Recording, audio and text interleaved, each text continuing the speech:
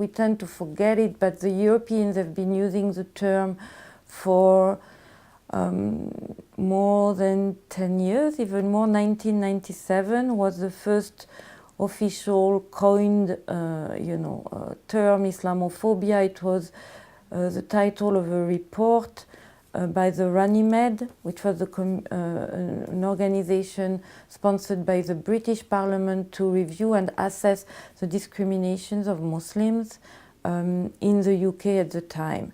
So it started in the British context in 1997. Then it became very European very quickly, because European institutions used it, because it's also the time where very negative discourses on Islam as such started to rise in Europe, again way before 9/11 and way before Americans got caught into the use of this term and the fear of Islam as such.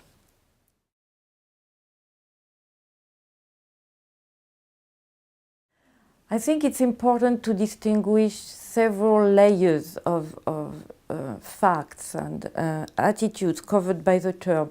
The first one, visible and quite easy to grasp, is this rise in anti-Islamic discourse coming from either politicians, religious agents, or media.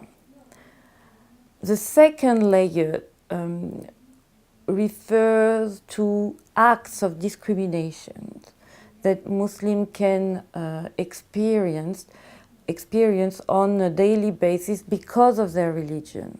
And I think it's important to make this difference, because in the US, Islamophobia concerns more the public discourse today on Islam, much less acts of discrimination against Muslims because of their Islamic features.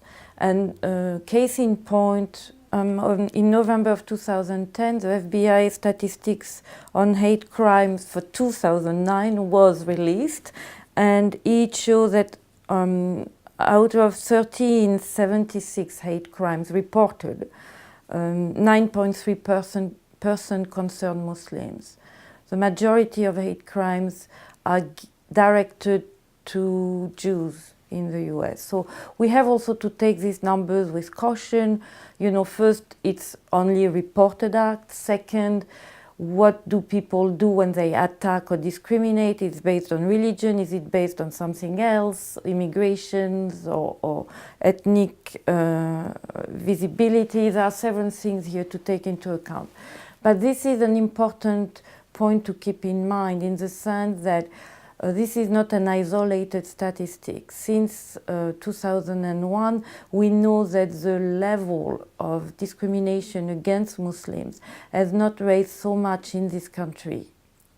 But in the last year, the discourse against Islam has been more and more central in the public space. While if I turn to Europe, we see that there is an anti-Islamic discourse going on, obviously, even before 9/11.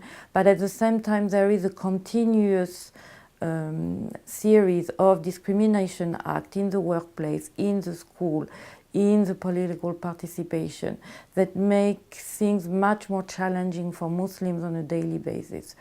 Again, the reason for these multiple acts of discrimination is that it is not obvious all the time that the cause of discrimination is Islam as such. And Muslims in Europe present a specificity in the sense that they are the majority, or they are seen as the majority of immigrants. They have a very disenfranchised, lower position in the domain of economy, of job, of education, and this makes things also very challenging, in the sense that if you go to Europe, you will hear a lot sort of conflation between Islam and underclass, between Islam and immigration, also between Islam and ethnicity, because in each European country there is one dominant ethnic group that happen to be Muslim. In France, people who are Muslims tend to come from North Africa. In the UK, they tend to come from South Asia, and in Germany, from Turkey. So it's very easy for the non-Muslims to identify ethnic or cultural traits or behavior with Islam. And so the debate also on multiculturalism, which is very central in Europe, is very much related to the Islamic question, while it's not the case in the US. Same thing, the debate on immigration is here in the US, but it's not related to Islam. And there is obviously a debate on economic issues or social issues, but it's not related to Islam. While in Europe, all these topics more or less intersect with the question of Islam and Muslims, so it makes the situation for Muslims more challenging in the sense they can encounter discrimination in all these aspects of their life, and people will phrase it in terms of Islamophobia. That's why also it's interesting for me to see that the term has been very much criticized by scholars in Europe for this reason, because it does encompass too many aspects, either social, economic, cultural, that do not automatically concern Islam as a religion. While in the US, I would say that the recent debate over the last year is clearly much more defined in terms of Islamophobia, in the sense that it shows a clear fear of Islam as a religion.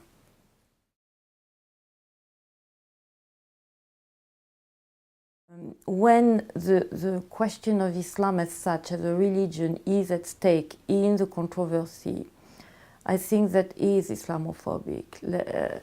For example, the question of the cartoons crisis can be considered as an Islamophobic act. The minaret debate can also be considered as such, because it does relate to the symbol of Islam as a religious tradition, and people can see it as a danger as such. Same thing with the hijab. I would say that niqab is another issue, because there is a debate on niqab also in the Muslim world as such. So, but the hijab is also can be seen in some context, and the rejection or reaction against the hijab can be seen as Islamophobic as such. In Europe, this rise of, I would say, typically anti-Islam, not only discourse but also acts or procedures have been going on for a while, way again before 9/11. The hijab debate in Europe started in the early 90s, even 1989 for the French case. And it has been going on now everywhere.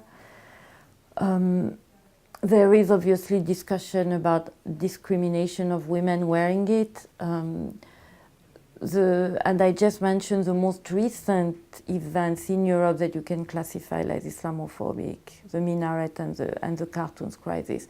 In the US, I would say this rise of Islamophobic discourse is directly related, it's very recent, it's last year. While it's interesting because it didn't happen as such right after 9/11.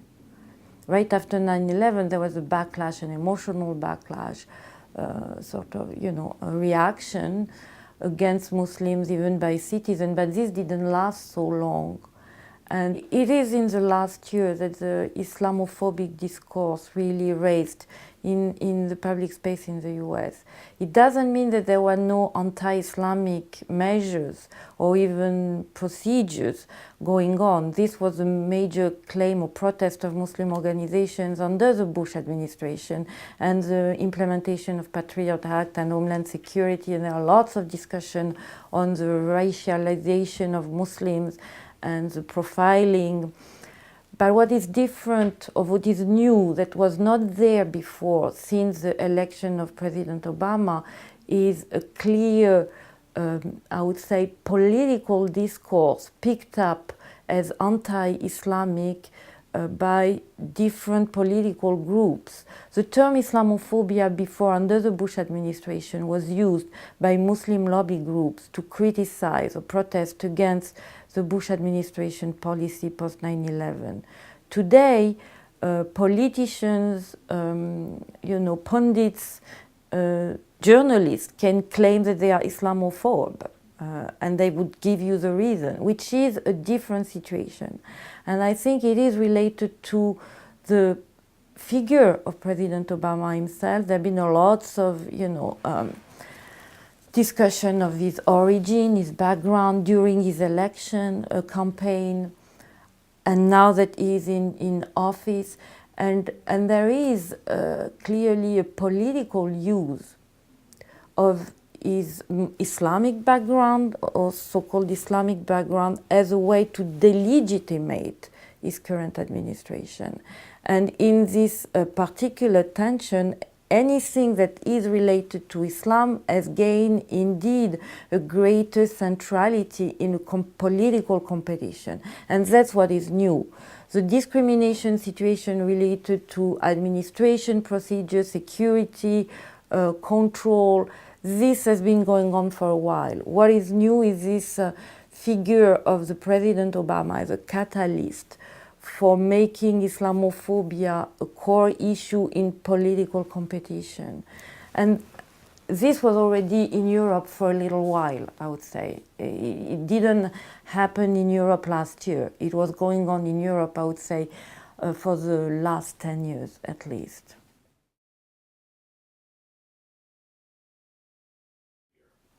In Europe, obviously, because there is immigration issue, because there is socioeconomic issue related to the building of the EU and the economic situation in Europe, because there is also issue with the definition of European societies, of French, German, British, and the question of recognition of cultural diversity, I do not see how and why Islamophobia would disappear. I think, without being too confident in pronostics, I think that there will be still lots of events and confrontations between Muslims and non-Muslims in Europe.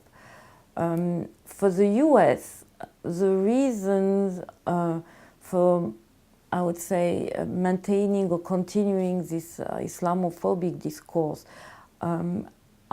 in my opinion, and again, if we look at the public sphere today, more related to a political exploitation of some fear, basic fear that citizens may have.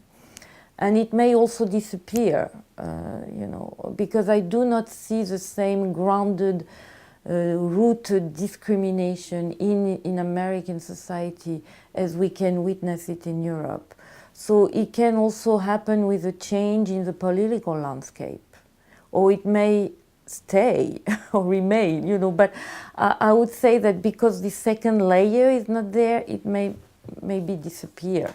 But the political reasons for having it continue for a little while are obviously the international situation. As long as the US is so deeply involved in conflicts outside the US that involve Muslim countries, that involve radical groups that use Islam, there will be backlash, there will be consequences on the way that Islam is seen at the domestic level, definitively.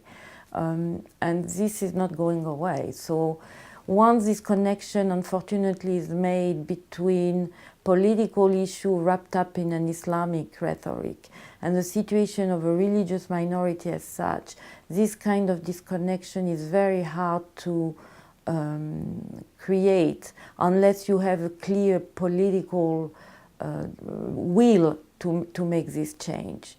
And as it is now, I'm not seeing this will, neither in Europe nor in the US.